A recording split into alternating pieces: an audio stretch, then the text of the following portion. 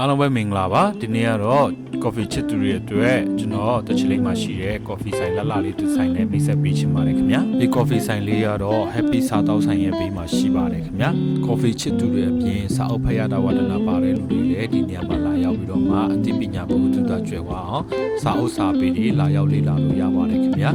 ဓာတ်ပုံပြရတာဝတ္တနာပါတဲ့လူတွေလည်းဓာတ်ပုံလေးကိုလှလှလေးရိုက်လို့ရတယ် coffee ကြိုက်တဲ့လူတွေအတွက်လည်းဒီမှာ coffee ကိုကောက်ကောက်မှုမှုလေးရရှိနိုင်ပါတယ်ခင်ဗျာကျွန်တော်ကတော့အလုံနာရဲတွေမှာ coffee အရင်ကြိုက်တဲ့အတွက် coffee ဆိုင်ကိုခဏခဏထိုင်ဖြစ်ပါတယ်ခင်ဗျာအလုပ်လုပ်ရင်းနဲ့ပဲဖြစ်ဖြစ်တငယ်ချင်းနဲ့ပဲဖြစ်ဖြစ် coffee ဆိုင်ထိုင်ရတဲ့အရာတာရပါတော့အရင်နဲ့ကိုကောင်းတယ်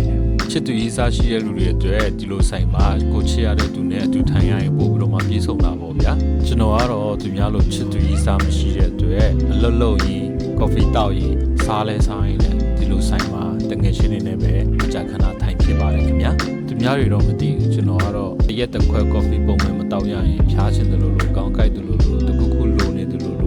coffee မတောက်ရရင်ဘာမှလုပ်ချင်ကြိုက်နေတဲ့စိတ်မရှိဘူး။အော်တခုပြောဖို့မေ့သွားတယ်ဒီ coffee ဆိုင်ကအခုချိန်ကြီးရှိလားမရှိလားတော့ကျွန်တော်မသိတော့ပါဘူးခင်ဗျာ။အားကြောင့်လဲဆိုရင်ဒီဗီဒီယိုလေးကကျွန်တော်2024တုန်းကရိုက်ထားတာပဲဖြစ်ပါတယ်ခင်ဗျာ။အားလုံးကိုကျေးဇူးတင်ပါတယ်ခင်ဗျာ။